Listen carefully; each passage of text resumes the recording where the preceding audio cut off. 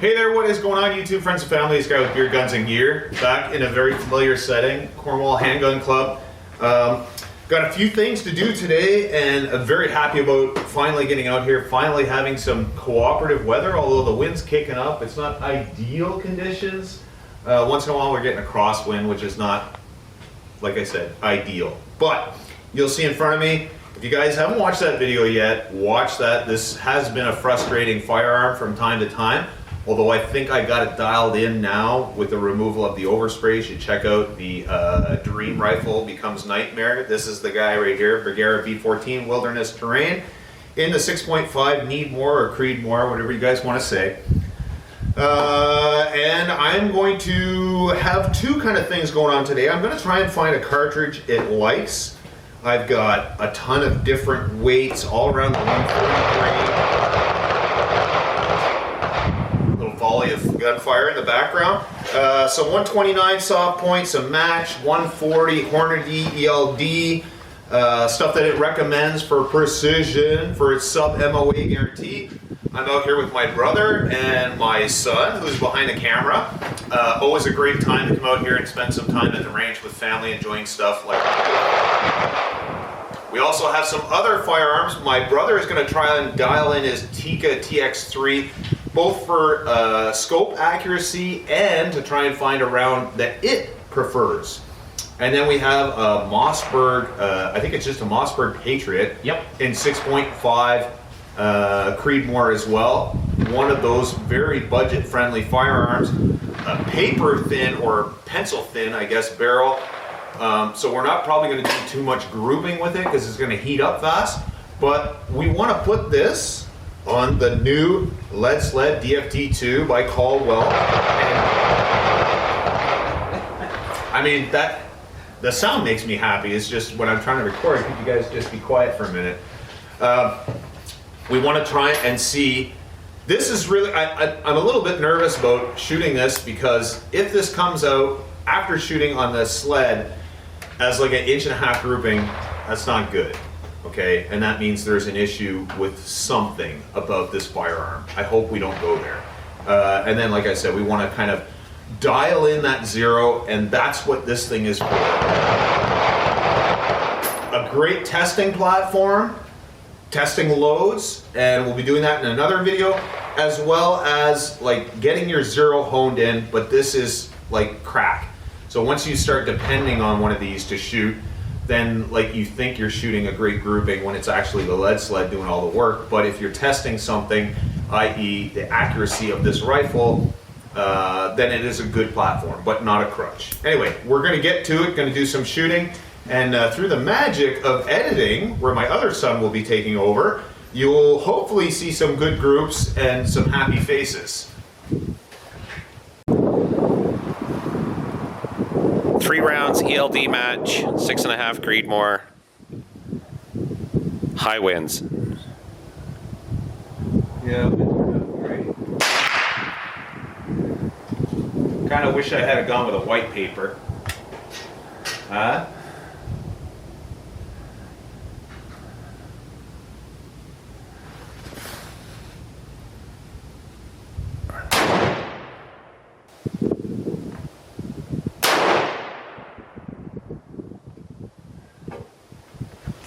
Two really good, one off.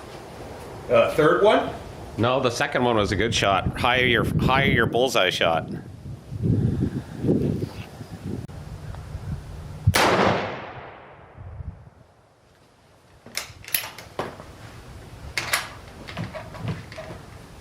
Hey.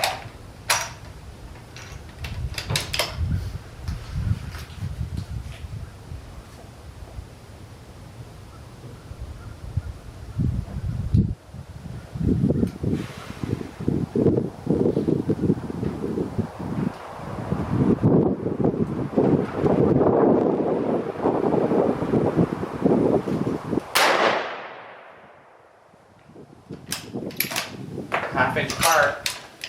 Yeah. So far, so good. Now, put them in the middle.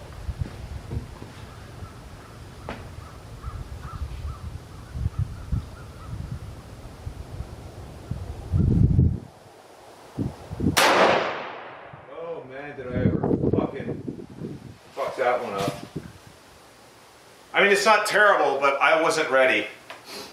You still got a 1-inch screw. Yeah, I just wasn't ready. So, hey, here's the good news. My reload shoot. Hey! The other good news is, I think I can squeeze more accuracy out of that than what I just got. Okay, these are the 129 grain soft point Hornady reloads, and he is going second target down. Second row, second target.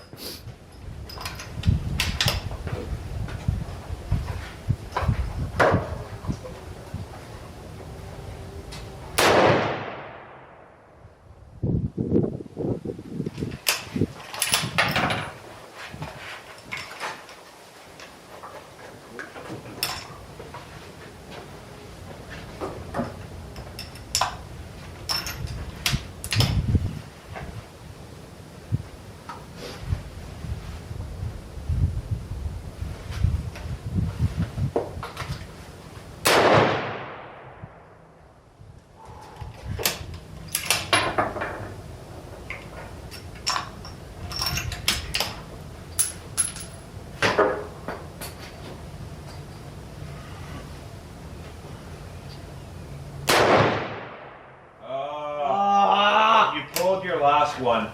I'm so excited. Yeah, it's still about an inch Damn, and a bit. That shot really nice. But yeah, it was looking like it was going to be a clover leaf at first. Oh. You flinched on one or pulled one. No, I got too excited.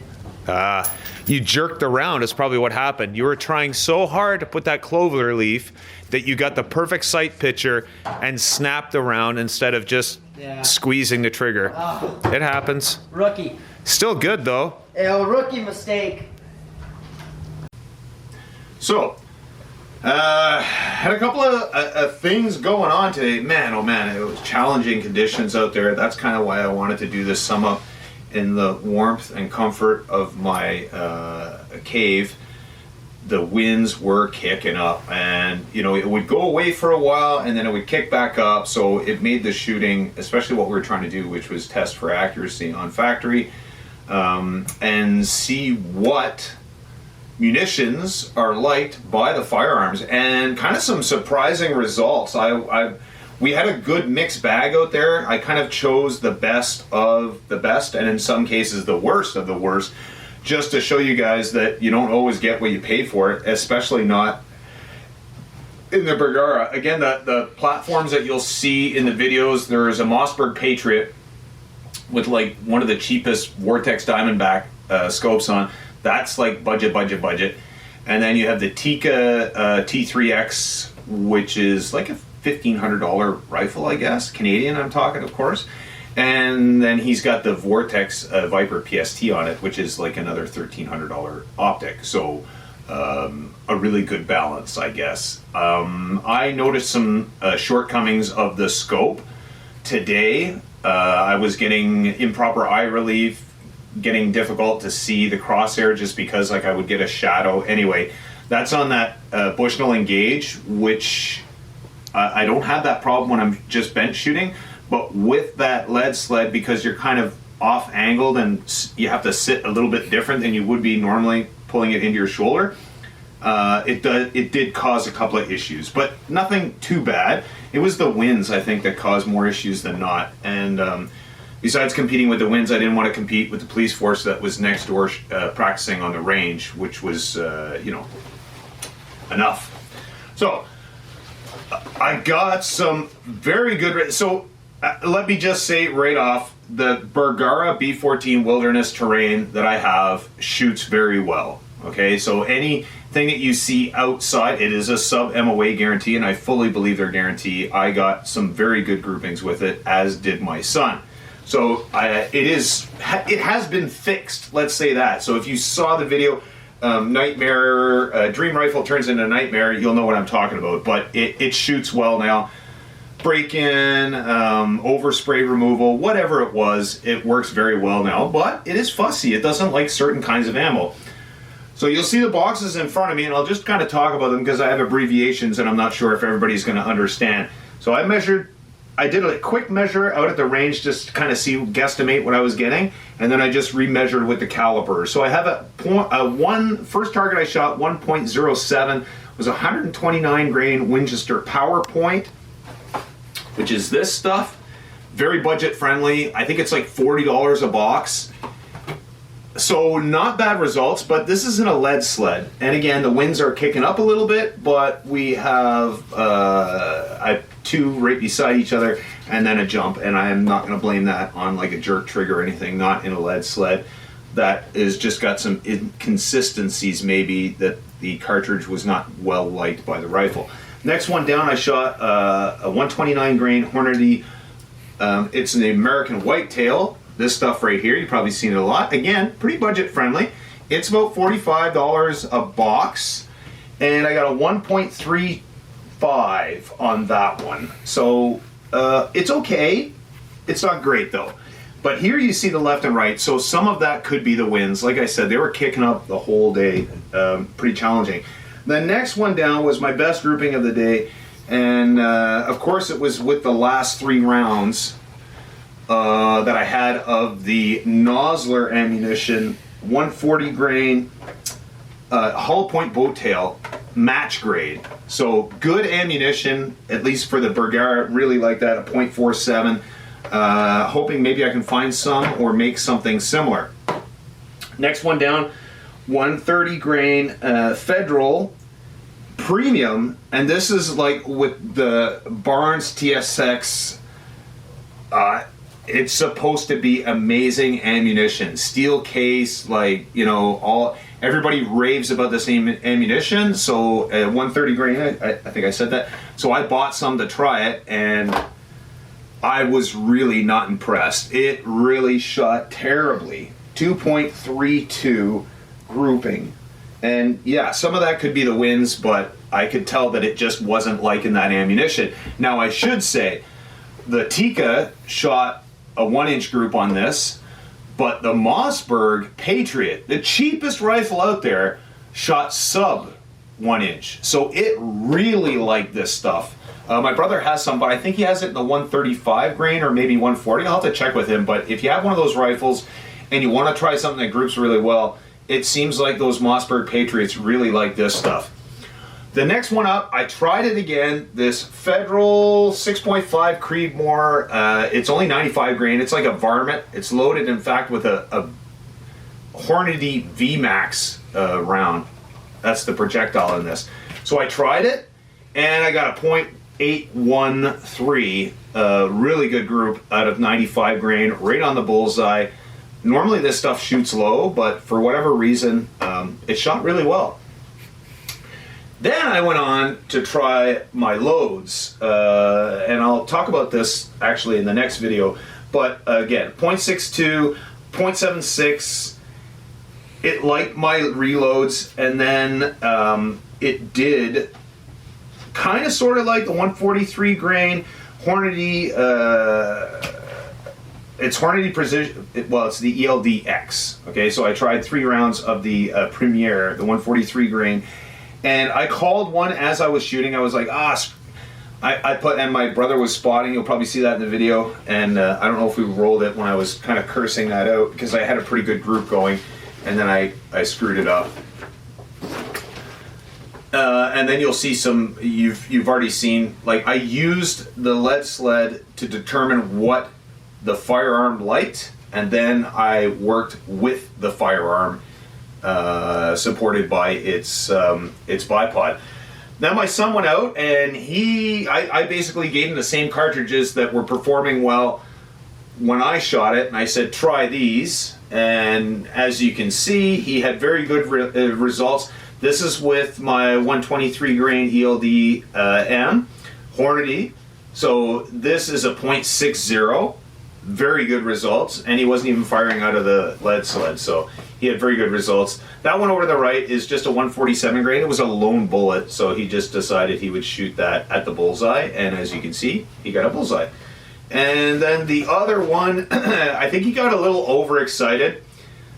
he was shooting the 129 grain soft point, and he had two, like one beside each other, and he was getting ready to put the third round in there in a clover leaf. And I think he did like many of us will do. He kind of saw the perfect sight picture and snapped it because he really wanted to capture that that perfect grouping. And the rest is kind of, it's a little bit of screwing around. You'll see the other holes on here are not quite the same caliber.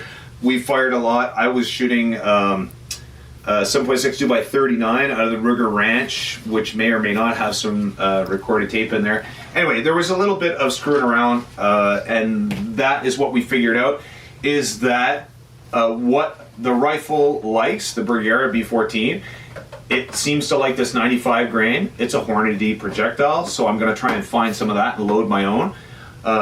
It does not like this stuff, which kind of thank God, because it's $90 a box. So thank God it doesn't like that.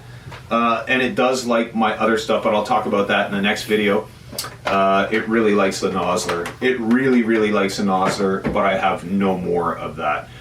So that is what we have as far as finding a load that shoots well. Hope you enjoyed the video. Hope you'll enjoy the shooting. It was challenging conditions out there. We're gonna go back out when it's calm, and we're gonna try and I think there's room in there. We can squeeze these groups a little tighter, and maybe we'll explore kind of the similar rounds, but we'll, instead of maybe a 123 grain ELD M, maybe we'll go to a 130, 135, but we're building a database, and at the same time I'm making a lot of brass for reloading. So hope you enjoyed the video. Don't forget, click that like and subscribe, please.